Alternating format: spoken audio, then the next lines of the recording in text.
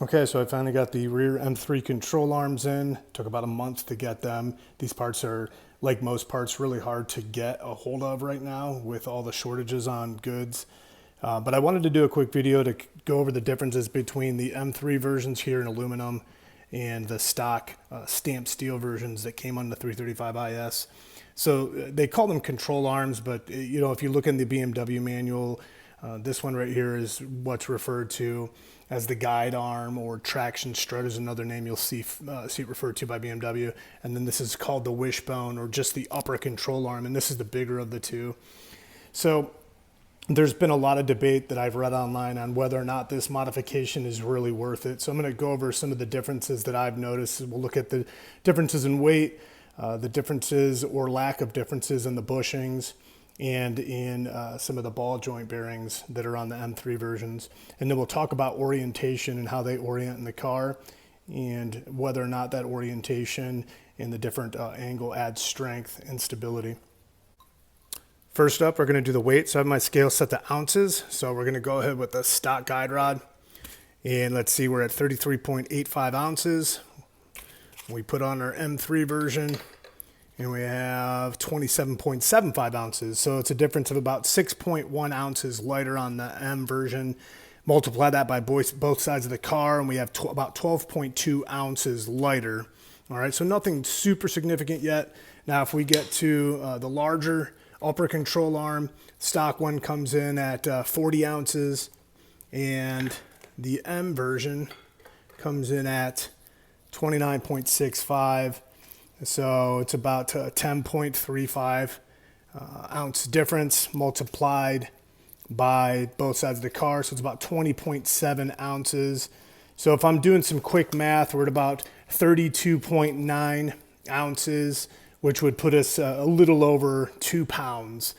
So by going to the M3 bars over the stock bars, you're saving about 2 pounds of semi-sprung weight. So remember, control arms are not unsprung and they're not sprung weight, they're semi-sprung.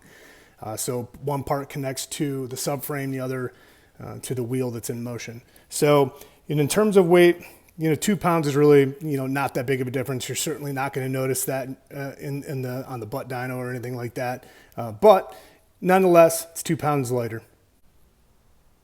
All right, next we're going to talk about the differences or lack of differences between the bushings and then the ball joint. So we'll start with the upper control arm, which again is the larger of the two. Now you'll notice that the inner portion, which connects to the subframe, they both have what appears to be the same sort of ball joint. There doesn't appear to be any difference, just maybe on the outer edge. But as far as the play and how they both move, it looks like they're pretty much the same in my end. Now, also taking a really good look at the outer bushing. Now these both have a bushing and not a ball joint. So even the M3 version has the bushing, and judging by what I can tell, the bushings are exactly the same. So there's probably going to not be any performance difference at all on this bar, because they both seem to have the same bushing on the outside, and then the inside they both have the same ball joint. Now there is a difference on the guide arm, or the traction strut. So if we look at these two, so the stock version has bushing, and the M version has the same bushing on the outside, but then where we connect to the subframe actually has another ball joint. So there is a benefit on the M bar of having the ball joint on the inside. As we know, ball joints are going to have a lot more precision with regard to movement than you're ever going to get from a bushing. A bushing is a lot more springy, and really just it doesn't have the same feel or control that a ball joint is going to have. Not only that, but this is a lot stiffer of a connection. Now, when I connect these to the car to show orientation, I'll go into a little bit of a demonstration on how that works. So I don't know if this is going to come out good, but the way these mount, you can see that what I've done here is I've taken both bars and I've just ran the fastener through so that they can be shown side by side with each other the way they would mount on the car. So the guide arm here mounts toward the front of the car by the trailing arm, and then the upper control arm mounts right around the middle of the subframe. But the way they're oriented on the car, you can see that this creates kind of an arc here and an arc here on the M bar that is not apparent on the stock bar. So in terms of suspension geometry, if you will, and by no means am I any guru on the engineering aspects of this, but the way that these bars work, so if we take the fasteners out, we lay them side by side, the way they would orient in the car, you would have a straight bar on the stock application, and then on the M application, you would have this strengthening arch, the way it would all come together and they would work together. So in my opinion, I think that's probably the main focal point that the M division had when they designed the control arms for the E9x M3, the E9x M3. It wasn't really about benefits in the bushings or even the bearings for that matter. I think it was a little bit of weight savings, and I think it was a little bit of strength and different suspension geometry with the way things move, whether it's on the track or under load. So in my opinion, I think that's why the decision was made by M to change these out and not use these on the M cars. So as far as the debate goes, is M3 rear control arms a good upgrade? You know, I think there's probably always going to be a placebo effect when it comes to spending nearly $500 on control arms. You want them to be better. I did have these on my silver 335i X-Drive car, and I will tell you, it did feel like the rear end was a lot stiffer. But at the same time, I also did the subframe inserts too, which I'm sure stiffened it up a lot. So the jury's still out. The downside on me being able to give any advice on this is that I'm also doing a complete suspension overhaul on the entire car, including the rear. So you can see I have the subframe out. So I have new diff bushings. I'm going to be doing subframe inserts. I've got a new toe arm, control arms, coilovers.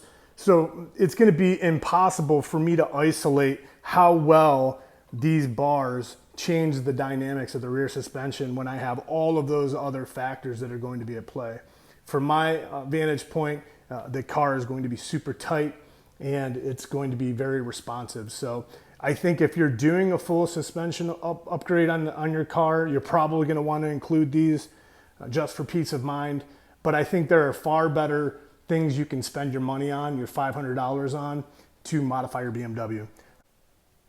Wrapping up, here's the guide rod on the subframe. So I have it torqued to spec. I wanted to go over the articulation and the difference between this and the stock bar. Now with the upper wishbone, because there's no difference between the M version and the stock 335i version, I'm just going to go ahead and forego showing you that because there's not going to be any difference between how those articulate. But with the guide rod, this is again a ball joint bearing, whatever you want to call it, and you can see that the articulation on this is precise and smooth. It doesn't take much effort at all. So you can imagine this car under load in the corners or even on a track. Granted, the suspension is not going to be articulating this much, but you can tell how precise it is. And what I would tell you, the lateral movement is non-existent. So it does not budge at all when I push it in and pull it out. In fact, it just moves the subframe. So that is one benefit. Now, again, whether or not this benefit is worth the $400 or $500 you're going to pay for this option, because again, from a bushing standpoint, this is the only upgrade that comes with the arms, because again, the stock bar simply just has a bushing on both ends.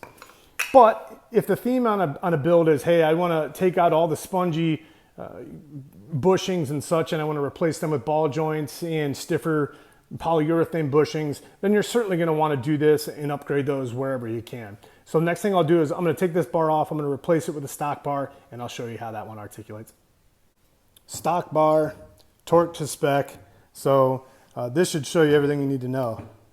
So how it's spongy and springy, and I can move it, but I will tell you, I cannot move it nearly as easy as I can, and I mean, it's not even close.